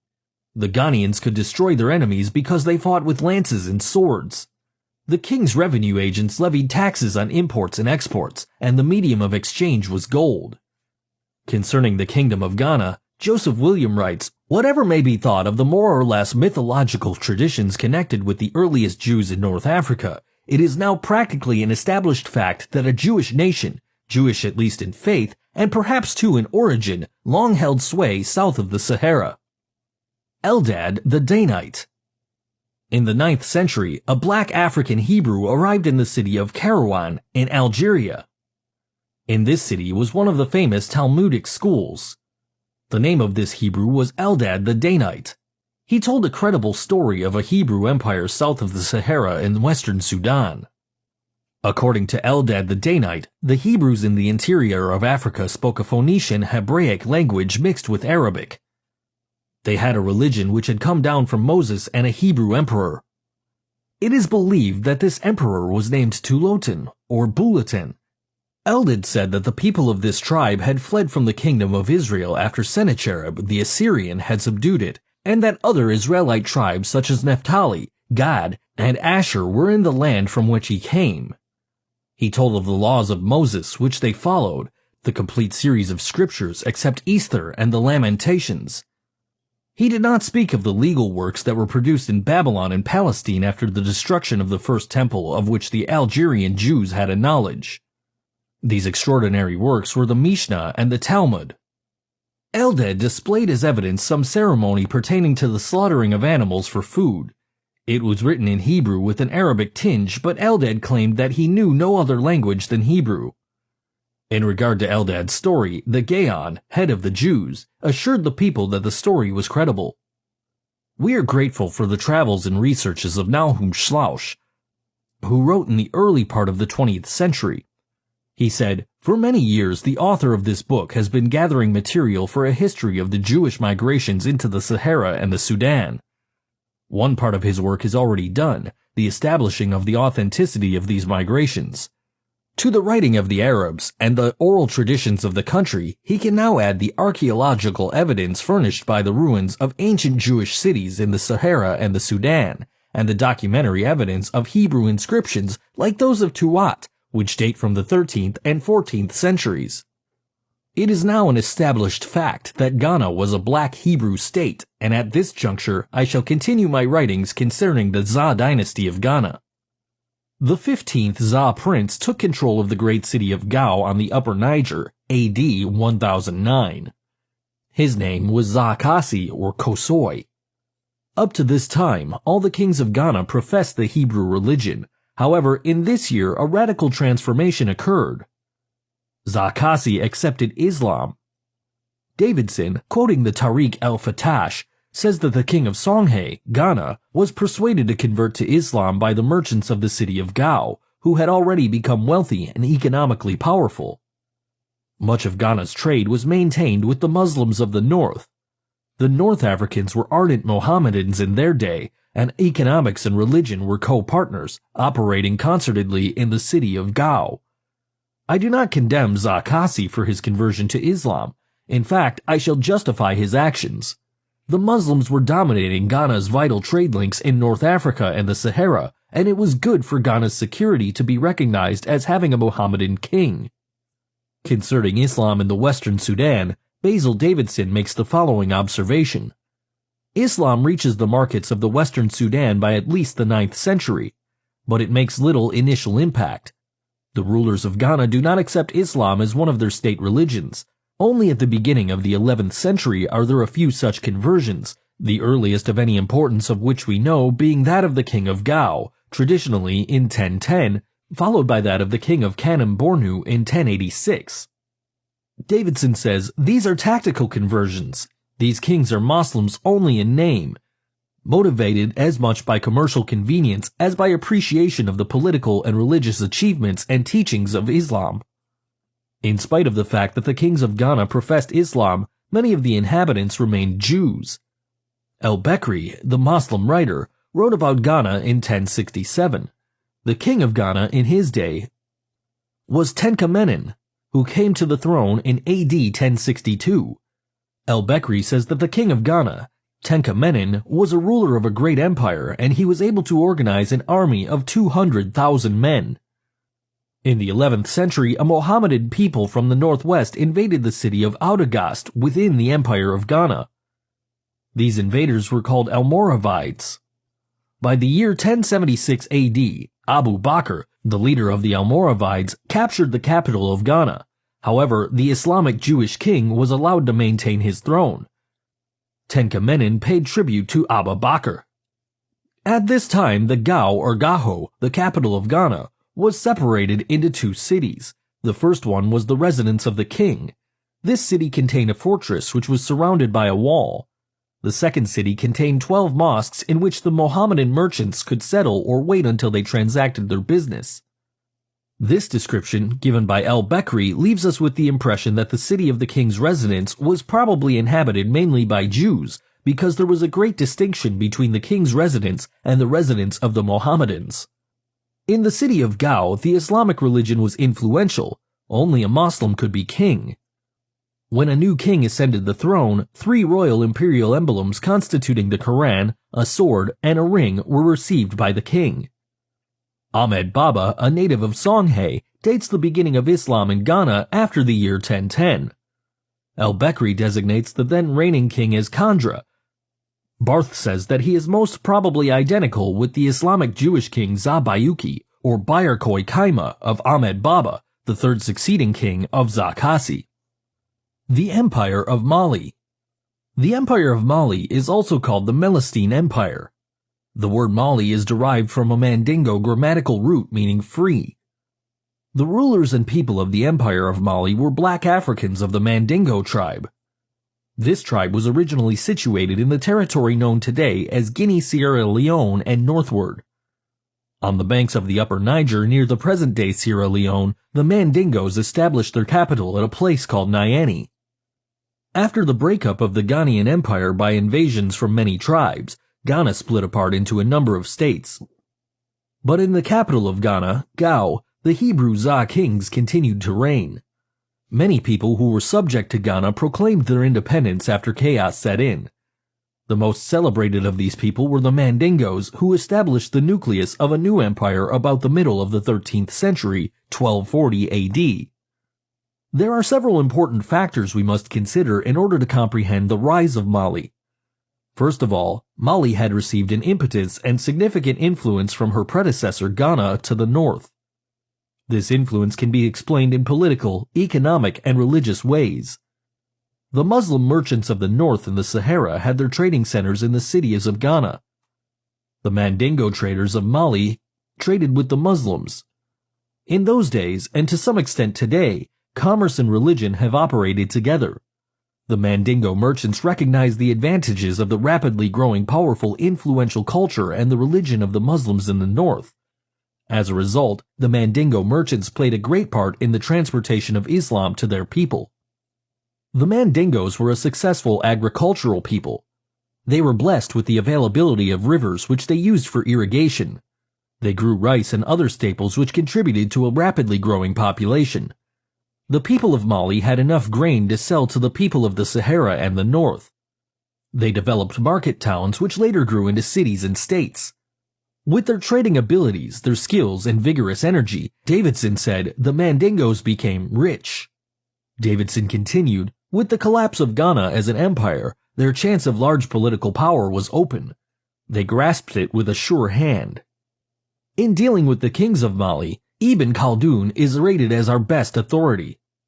He wrote about 1376 AD, the king of Mali who is rendered credit for the establishment and organization of an imperial system in Mali was Sundiata. The year that the Mandingo state rose to imperial power is dated from 1240. In this year, a decisive battle was fought between the Mandingos and a people from Takur, evidently Almoravides from medieval Mauritania.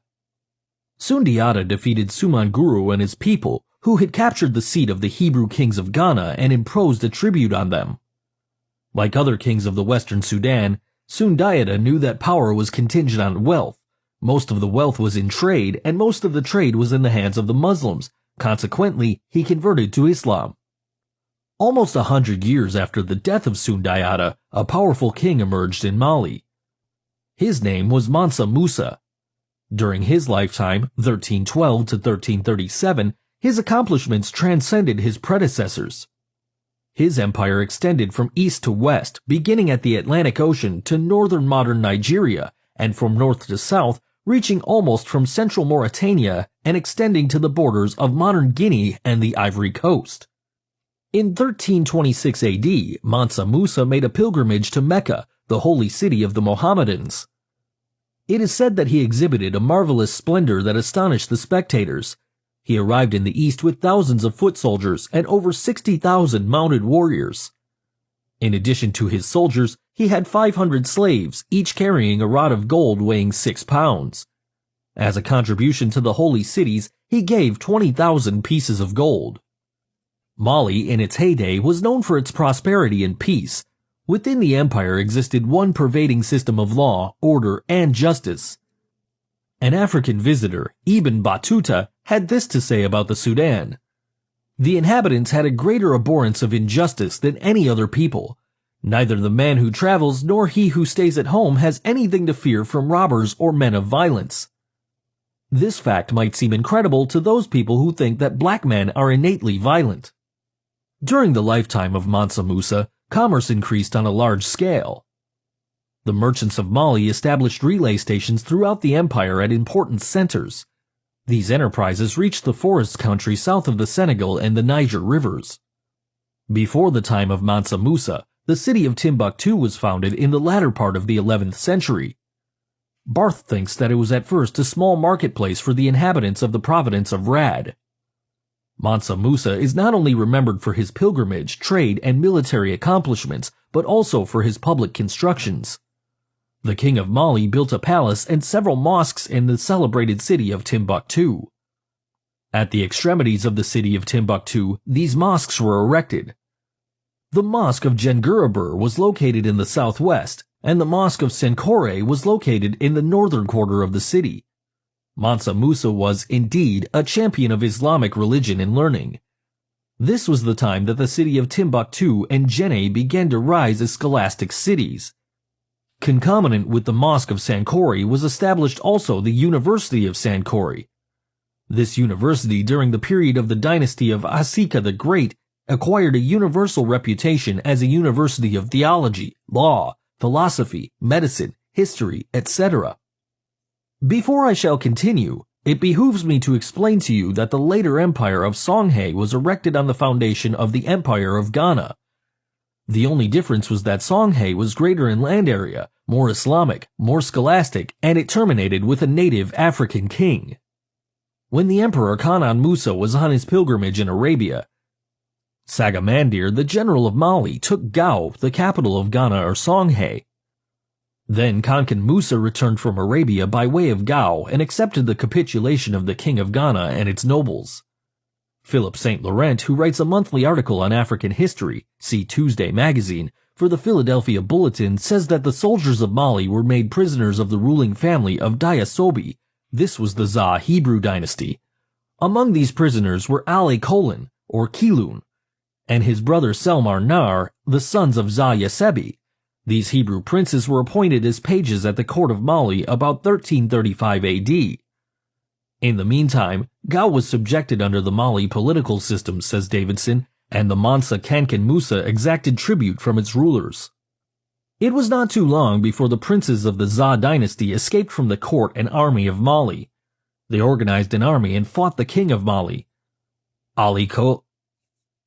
Ali Colon entertained a profound hatred against the Mali conquerors because they had subjugated his people. In the latter part of the 14th century, the army of Ali Colon, later called Sunni, the liberator Ali, made attacks on Niani, the capital of Mali. Yearning for independence, Sunni Ali desisted in paying tribute to Mali. Because of the exploits of Sunni Ali, the Za dynasty of Gao acquired a new appellation. The dynasty after Sunni Ali I is called the Sunni or Shi dynasty. There were about 17 or 18 Islamic Hebrew kings in this dynasty. The Empire of Songhay. In the year 1464, the 16th Za prince, Sunni Ali, took the leadership of Gao and began to build a new empire. Sunni Ali attacked many of the neighboring tribes, including the city of Timbuktu, and brought them under his hegemony. For his strength, he did not depend too much on the Muslims of the cities, but primarily on the inhabitants of the countryside. Sunni Ali was not even a good Muslim. He adhered to the traditional religion of Gao and the Songhay people. In almost every way, Songhay was a greater empire than Mali. Sunni Ali systemized various schemes of organization and administration unknown by his predecessors. He appointed governors over his territories and organized a standing professional army consisting of an echelon, including a navy, on the Niger. The Songhay Empire seems to have begun with Sunni Ali I. This was the time of the decline of the Empire of Mali in the year 1350 AD, but the superior vigor of the Songhay Empire did not occur until the time of Asika the Great. Now, pertaining to the temperament of Sunni Ali, many writers say that it was uncontrollable. He would put to death many of his important officials and ministers of the state, later wishing they were alive. Sunni Ali's secretary at this time was a man called Al-Qadr, for whom Sunni Ali had ordered the death penalty because of a contradiction. In the course of time, a book arrived that no one in the king's court could read but Al-Qadr. Then the king expressed remorse for his rash action. At that juncture, his secretary was brought into his presence. On seeing him, Sunni Ali displayed great joy and gave valuable gifts to those who saved him. There was another distinguished officer of the state who survived death in this manner, known by various names such as Muhammad Tuur and Abu Bakr, who succeeded Sunni Ali as Asika the Great. After Sunni Ali had completed his business in Gao, his unconquerable military impulse moved him on. He attacked to the east and west, expanding his empire.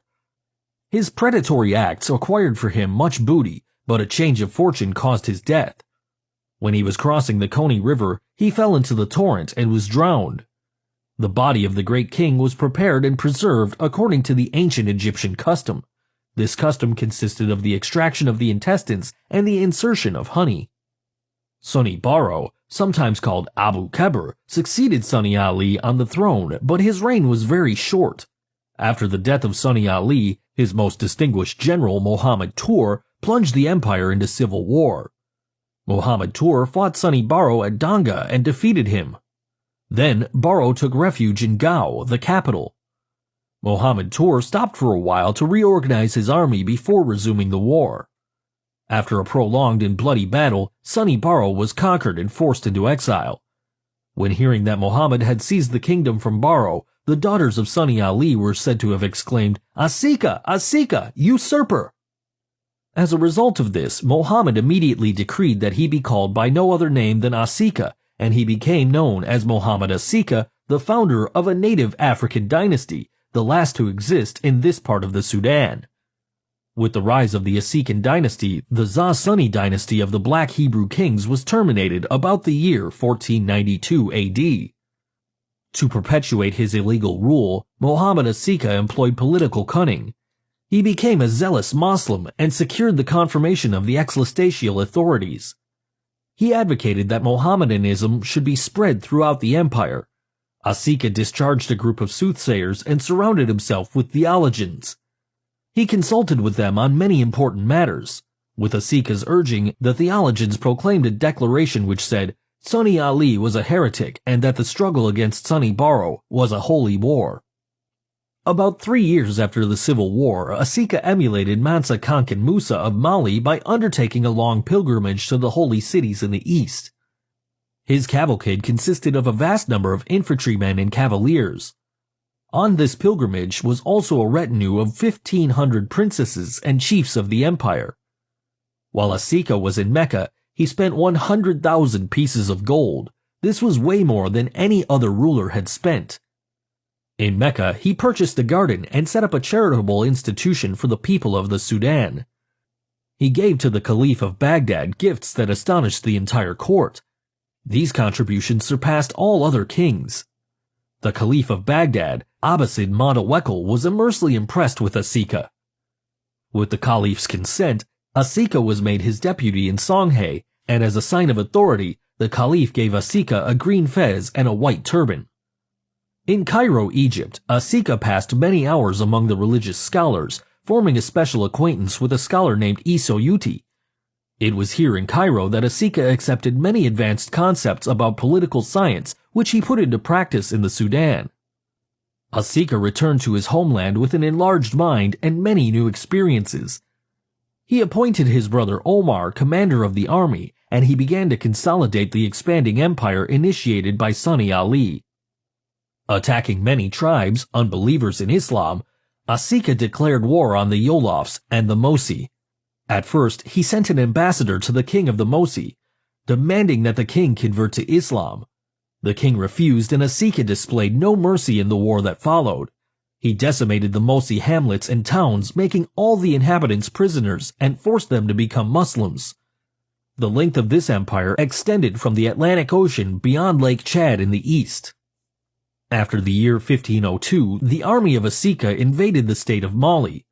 The Songhais sustained such a large number of fatalities that Omar remarked, "The Songhai will be exterminated." The reply of Asika was, "On the contrary, The conquered nations will make our lives easier, for they will be part of us and will assist us in our enterprises. But Asika is known for more than his conquests. Writes Davidson, the literate culture of the Western Sudan, already in existence for several hundred years, flowered in Timbuktu during the years that saw, in Europe, the ravage of the 100-Year War. No one can say how much it flowered, nor what fruits it bore, for the books that men read or wrote there are lost or not yet found. But Leo Africanus, 2 centuries later, gives some measure of the city's intellectual life.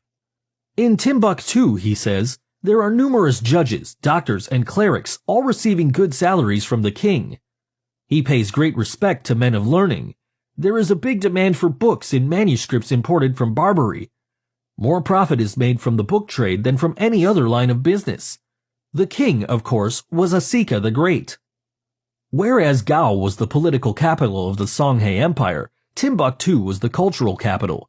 Many of the students of Timbuktu, Gao, and Jenne were sent to the Muslim universities of North Africa, Spain, and Asia. Also, many learned men, irrespective of nationality, were summoned to stay at the celebrated city of Timbuktu, where money was appropriated for their learning. In order to unite his empire, Asika interlocked the royal families by marriage. Says Dubois, the highest officers of the state were either chosen from the royal family or married to its princesses, as were the principal military chiefs, forming a dynastic aristocracy of the greatest importance to national unity. For better administrative organization, Asika set up 4 viceroys in his empire, one in the east around Lake Chad, a second one was in the north around Timbuktu and Gao, a third one was in the northwest, and a fourth in the southwest. Because the government of Songhai was strong, Asika was able to control the commerce. He built a merchant fleet and a war fleet to facilitate commerce in the harbors and canals that he constructed on the Niger River and its branches.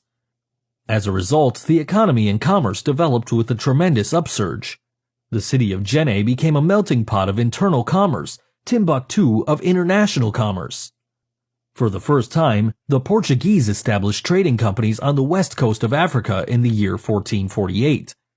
During the lifetime of Asika, North African and Portuguese ships sailed to the Songhai port at Cabra in the center of the Niger.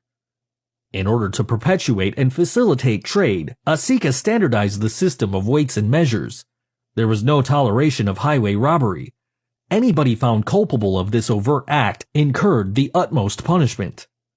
During the reign of Asika I, his son Asika Musa revolted and expelled his father. Years later, with the help of another son, Ismail, he returned to Gao, the capital. After reigning for 35 years, he died in 1538. Despite the fact that there existed much debauchery among Asika's descendants, the strong government he created ensured its survival for many years. Final chaos came to Songhai when the Moors invaded in 1591. The Moors came to acquire wealth. They paid a dire price for their predatory exploits. Some writers have estimated that 23,000 Moors perished in one way or another in the military campaigns against Songhai. After 2 decades, the Moors withdrew their military forces from Songhai in 1618. Basil Davidson had this to say about Songhai. But if their invasion cost the Moroccans much more than it was worth, it cost Songhai its place in history, for it demolished the unity and administrative organization of the state, and while it left Timbuktu and Gao and Dijon as considerable cities, it robbed this civilization of its vitality. From that moment, says the chronicle, the Tariq, everything changed. Danger took the place of security, poverty, and wealth. Peace gave way to distress, disasters, and violence. After the Moors withdrew from Sudan, the Portuguese, French, and English established colonies and seized the mineral resources of these countries. Chapter 6. The Final Dispersion of the Black Jews of Africa.